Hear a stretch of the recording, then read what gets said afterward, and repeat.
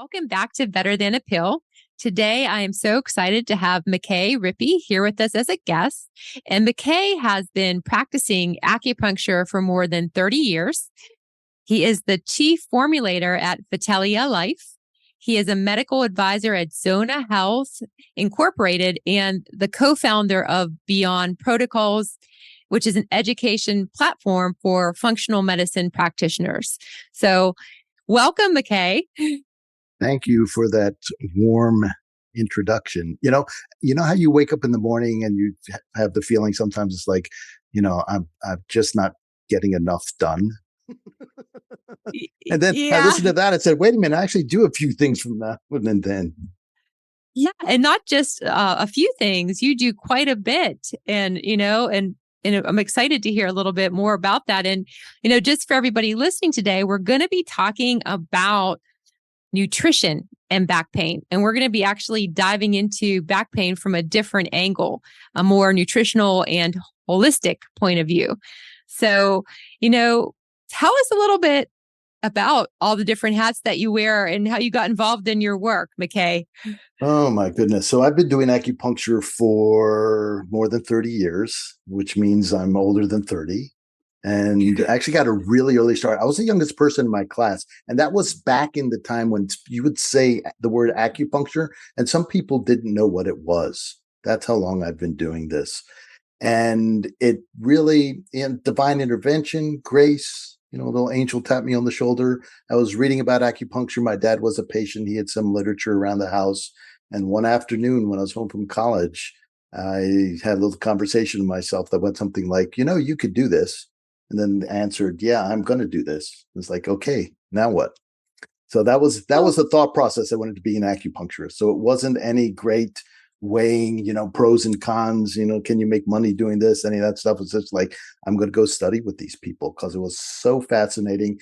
It was such a different way of looking at the body. And my mom had serious mental health issues.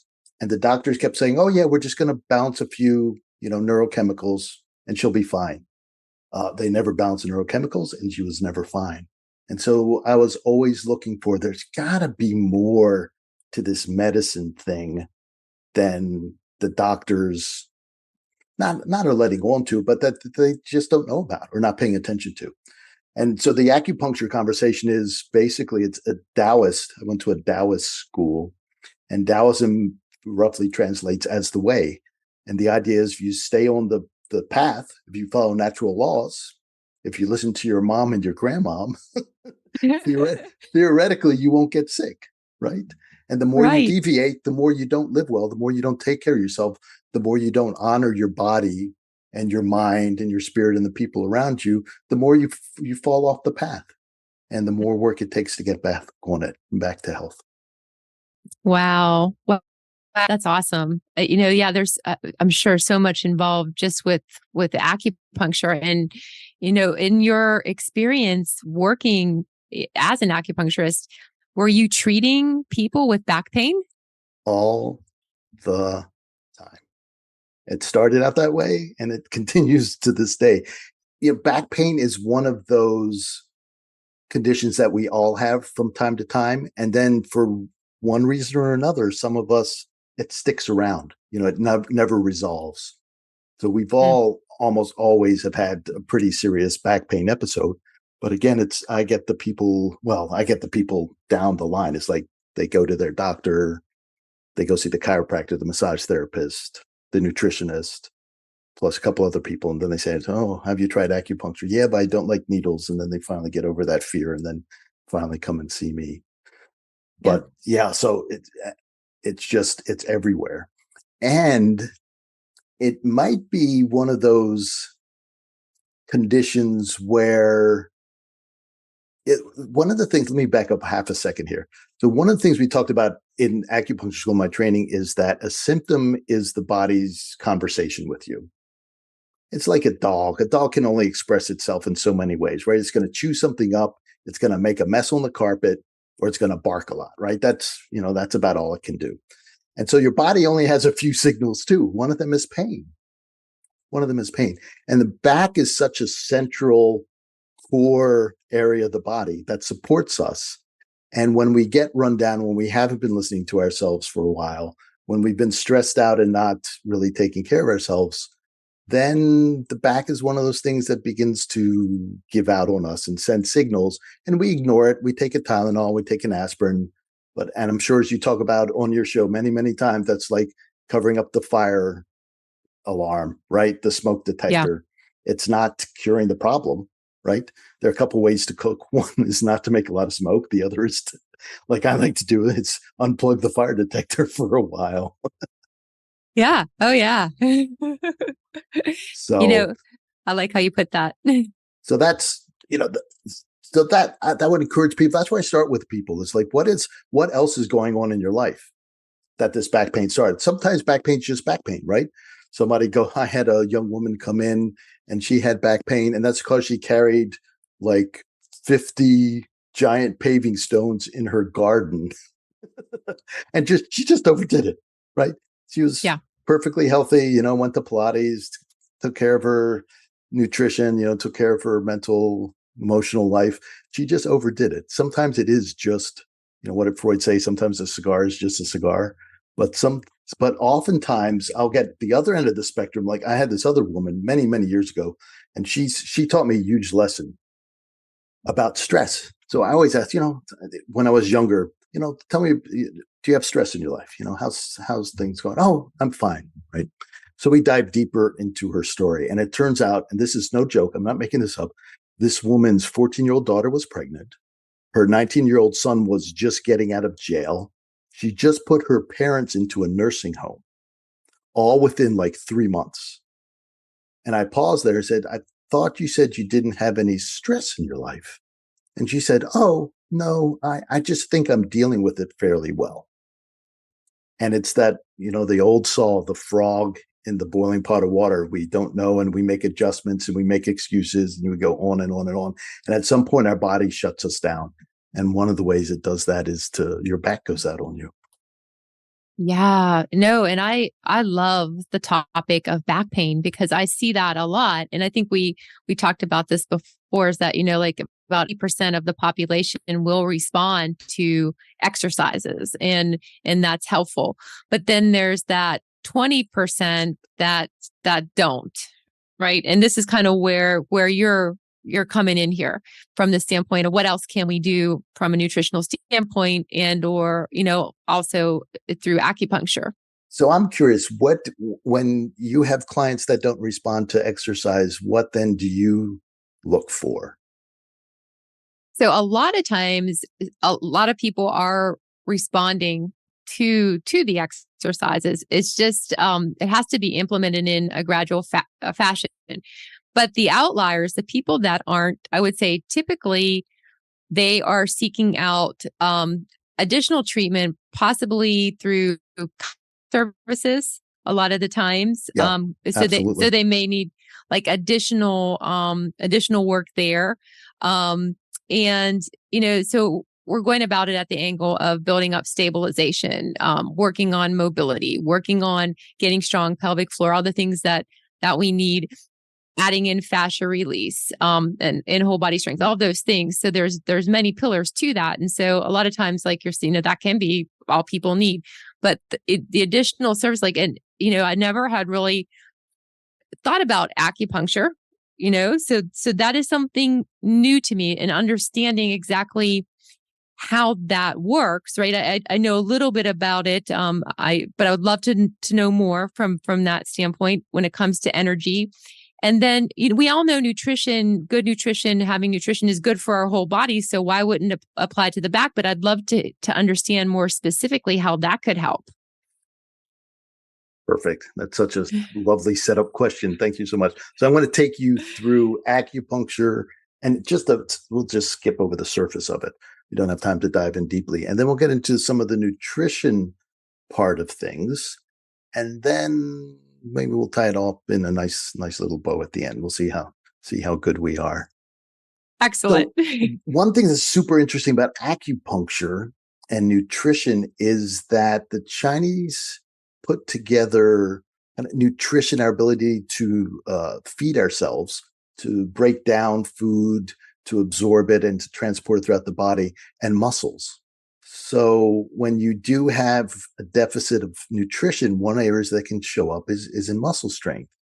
And of course, the core muscles are such big muscles. They're some of the first to really begin to fatigue and show a lack of care.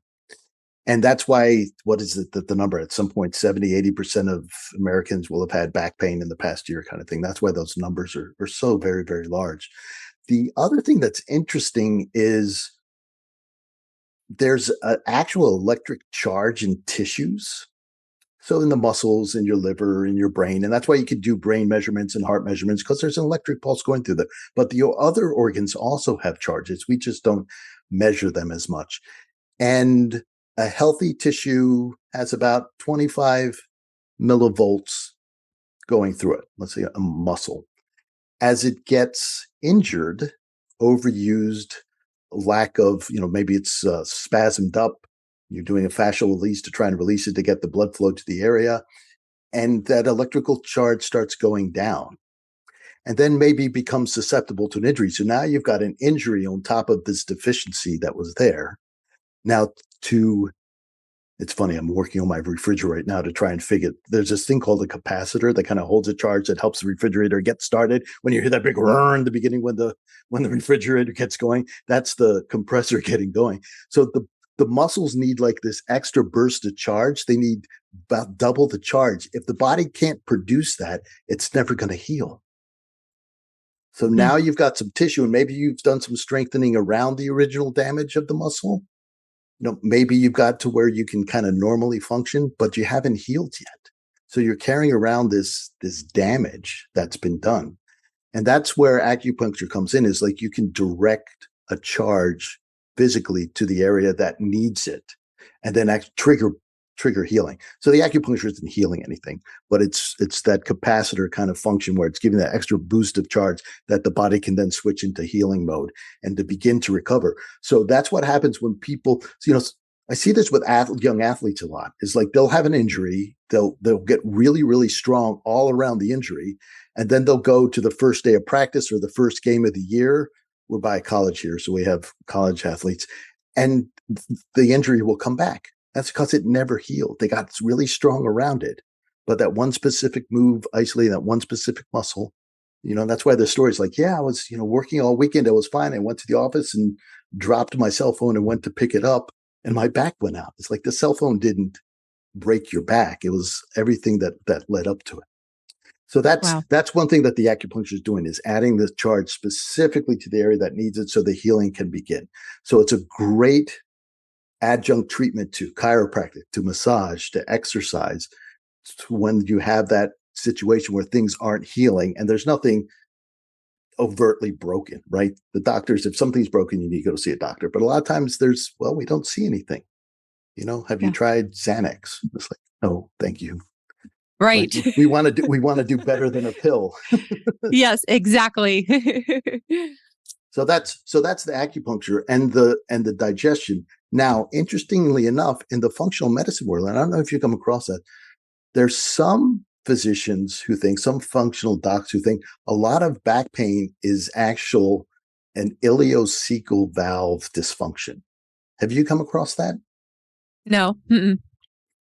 So the ileum, kind of to simplify things, oversimplify things, the valve that connects the small intestine to the large intestine, they're two different environments.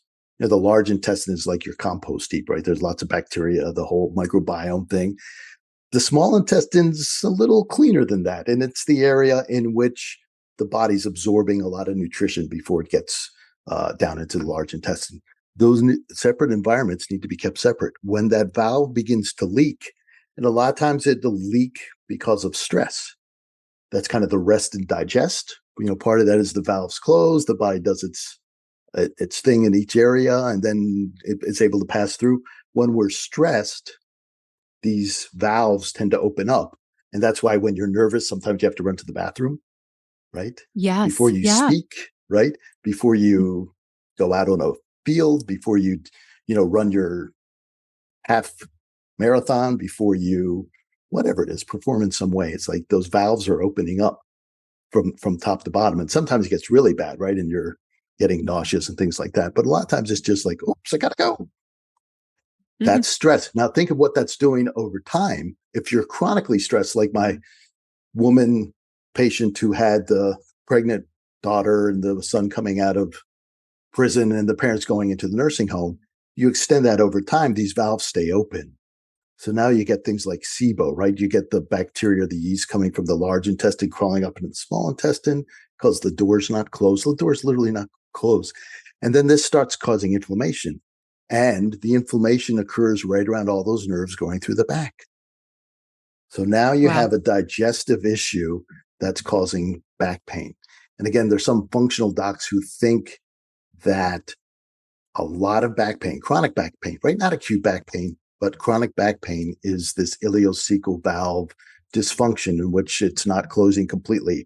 And there's irritation there that needs to be taken care of. So, step number one, exercise, right? Reduce stress and get Right. healthy and stronger with exercise. And there's all the feel good hormones that happen with that. Number two is begin to clean up your digestion. We have a digestive support supplement that I really like. I use it myself. My daughter loves it. I can't get my wife to take it because she doesn't take anything. But my patients take it, and it really helps settle and calm things down. And it works from the top of the digestive system all the way through into the large intestine. It can really, if there's, I don't want to say if somebody's got colitis, severe colitis, they probably need more. But if you have just minor chronic back pain and gee, you've been dealing with for a year and you're doing all the right things, it might be just one of these stress things that happened in the past and think the inflammation didn't come down low enough, or that there is just some ongoing stress that you need to work on, with breathing exercises, again, with exercise to bring it down. Yeah, so it's interesting in listening to everything you just shared. It sounds like by cleaning up our digestion, um, that can have a profound impact on back pain based on the dysfunction of what the functional medicine doctors are finding there between the small intestine and the large intestine. Correct. That's the primary focus. Yep. And so to clean up our digestive tract, so there are ways to do that, and one would be taking a supplement is what you're saying that can help clear up the symptoms there. Is that correct? Yeah. And so you want to do a couple things to help with inflammation throughout the digestive tract. So number one is you want to be able to digest the food you're eating, right? So let's just leave aside, sensitivities. We'll get the gluten and dairy and things like that in a moment. But let's just say you don't have any sensitivities, and your digestion as we age and as we get stressed out becomes weaker and weaker.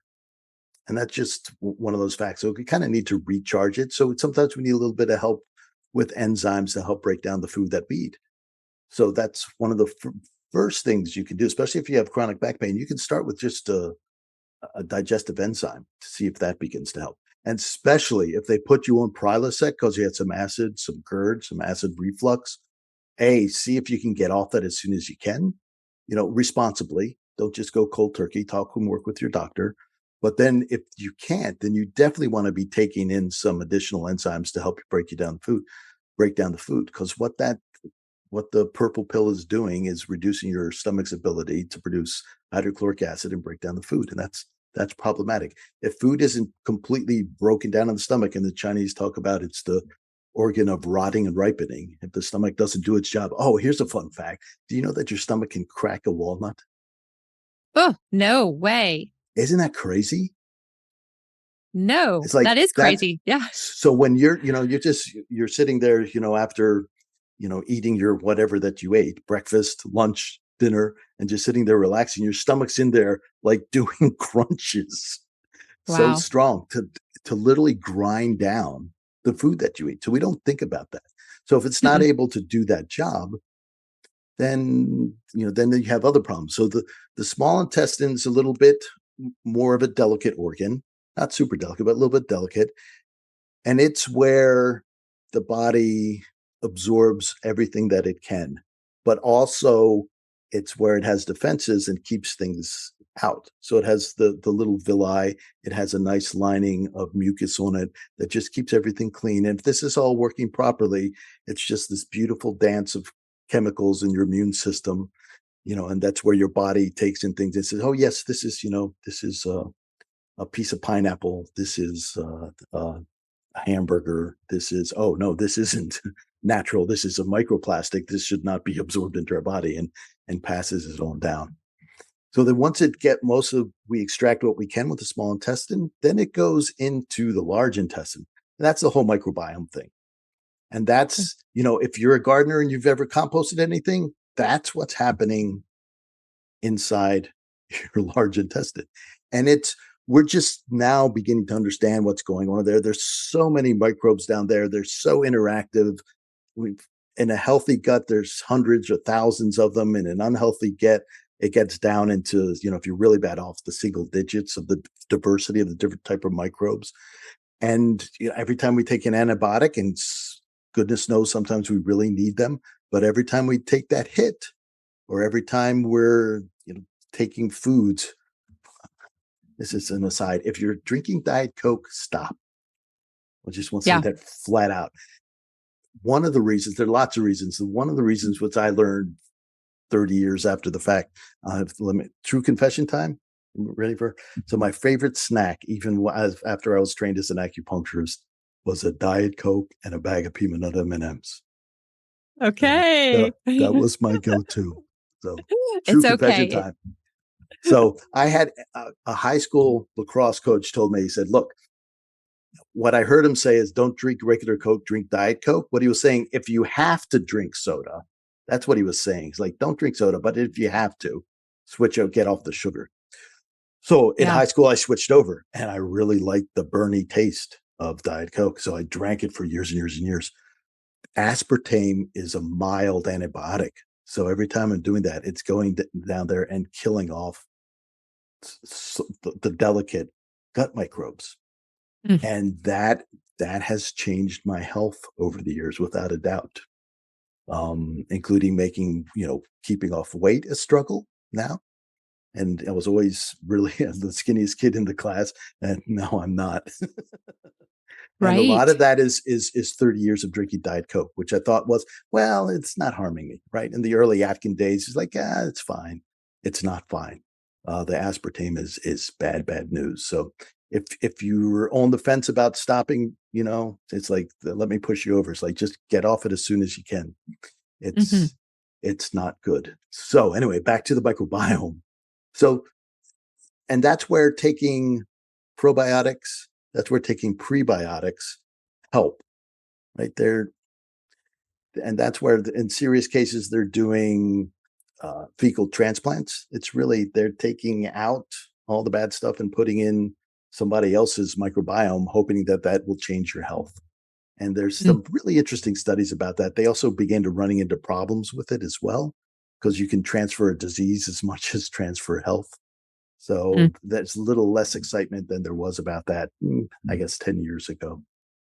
But so that's kind of the trip through the digestive system. And when any of those pieces aren't working well, that's where you get this ileocecal valve, because that's where any part of that's not working in harmony, the digestion gets inflamed down there, and it can happen in other places too. So you have other symptoms, but particularly down low, where the small intestine meets the large intestine, that can cause back pain.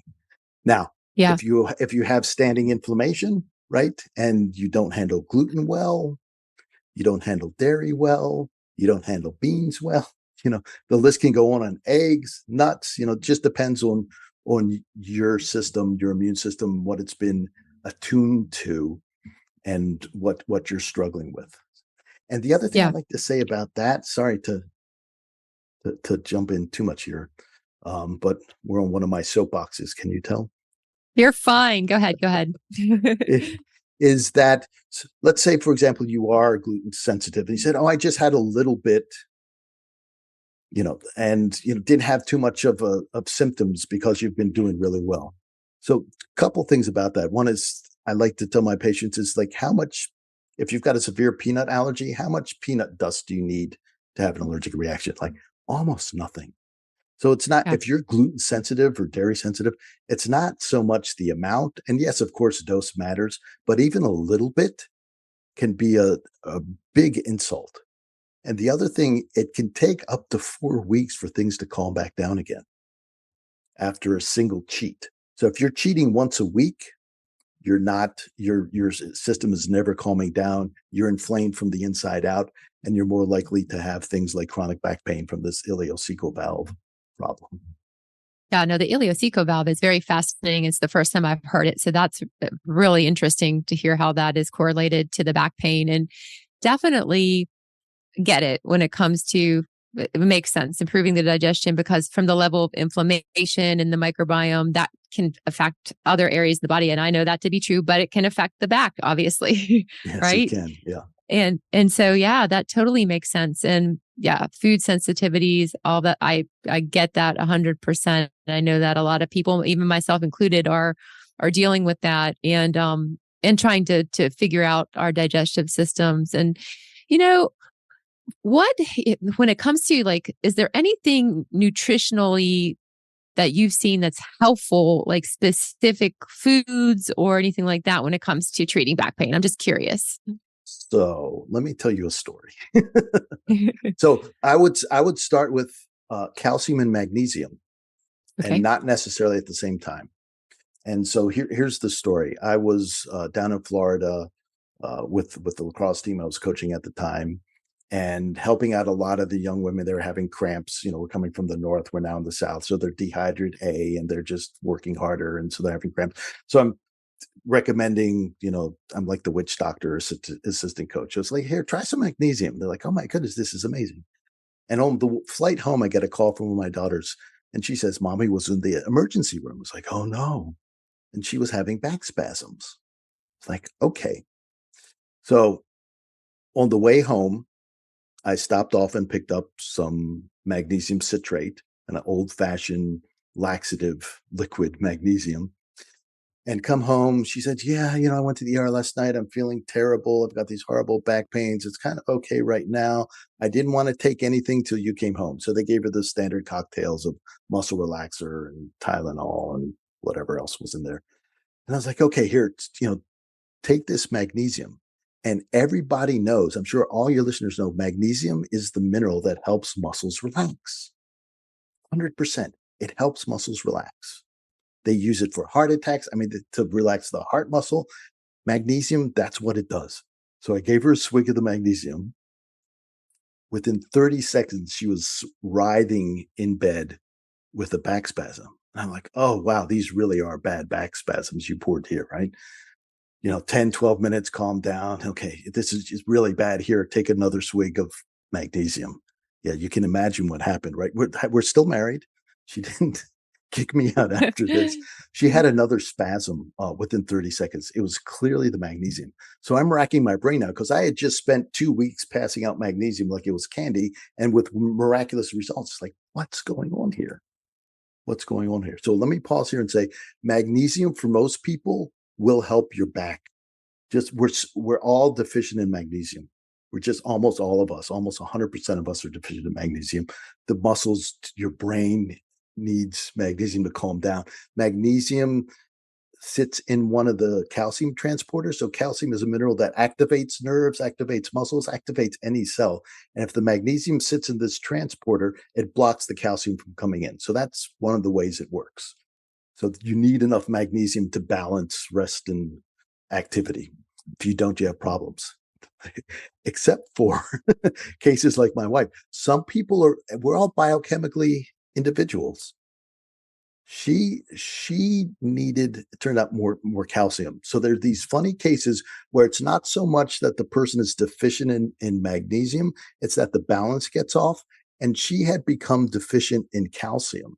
So adding more magnesium made the imbalance more. Now, she wasn't, frankly, like, she wasn't having brittle bones or anything like that, just in a functional way. So we went back to the store, got some calcium chews. She took that. That ended all her cramps. And after recovering from just the muscle soreness of having back cramps for a day, she recovered. And so I really started looking into the balance between those two. So every once in a while, people need more calcium. And we're starting to see more and more as dairy becomes more of a problem for lots of different reasons. People aren't eating as much. And we do have people who are calcium deficient or the magnesium and calcium balance is off. Like Mm. 90% of the people, magnesium, it's a wonderful thing. It's still recommended to almost all of my patients.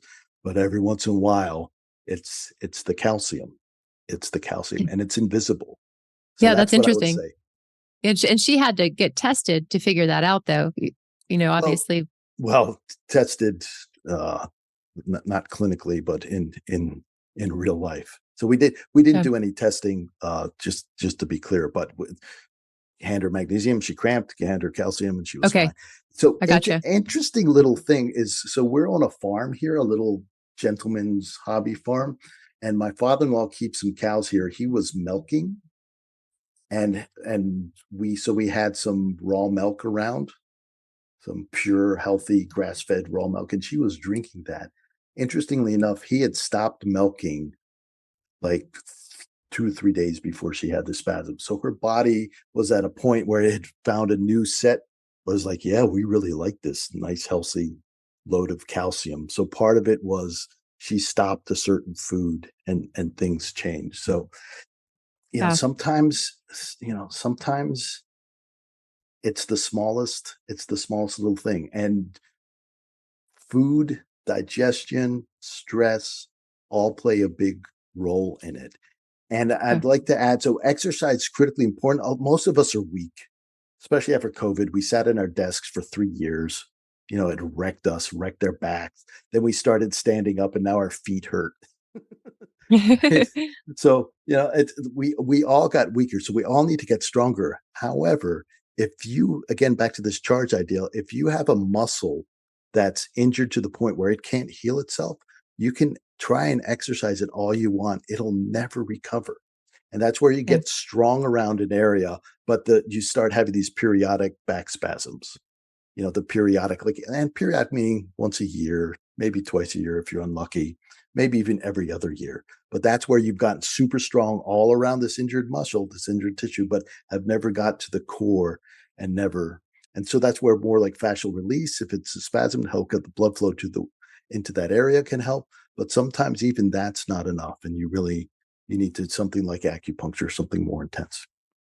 Yeah, no, thank you for sharing that. And that's where, so much information here. So taking away, like, yeah, so there are other things we can do if we're not getting, results from exercise. Obviously, for back pain, this has definitely been so much value that you shared. And, the electrical charges is fascinating because I've always wondered how can acupuncture, how does it help from a muscle standpoint? So you're basically, let me see in my mind if I'm getting this kind of correct. You're through the charges, you're kind of targeting in on the muscle that's not able to respond or get strong Yep. with.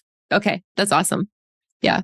Yeah, it's simple enough to understand. Like, it's just a battery that's run down, and Yeah. can't we all have battery operated tools now? And if the batteries run down, it doesn't work. Yeah. No, thank you. And one last question before we finish up.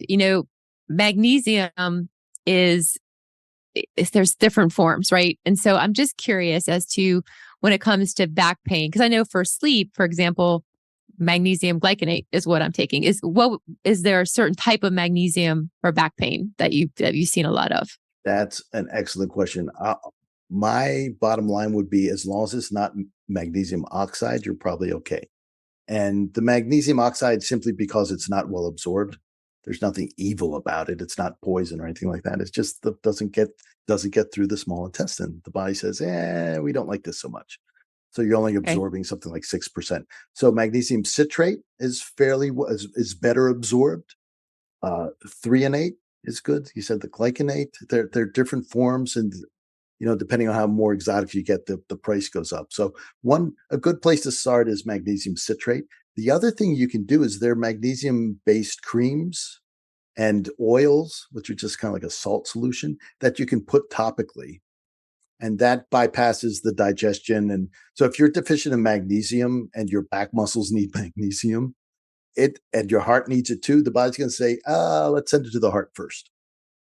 Okay. So, it'll take more of a while as opposed to just putting it locally, topically, then it'll go through those muscles more quickly. So if you're giving it a try and you think you're magnesium deficient because you've got some of the other symptoms, headaches, constipation, trouble sleeping, stress type of things, then you want to do systemically, you want to take some orally, but then you might also want to try some topically as well.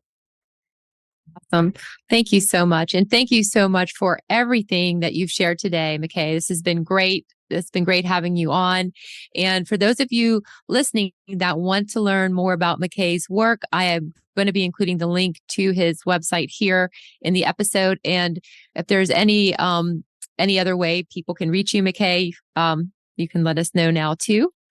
If you're interested in getting hold of me, you can just go to mackayrippey.com, which is my page, and just fill out the contact form. Thank you. Thank you so much. And I have put that website link that you just mentioned in the episode. Remember, we do new episodes every week on Wednesday, and I look forward to having you join me then.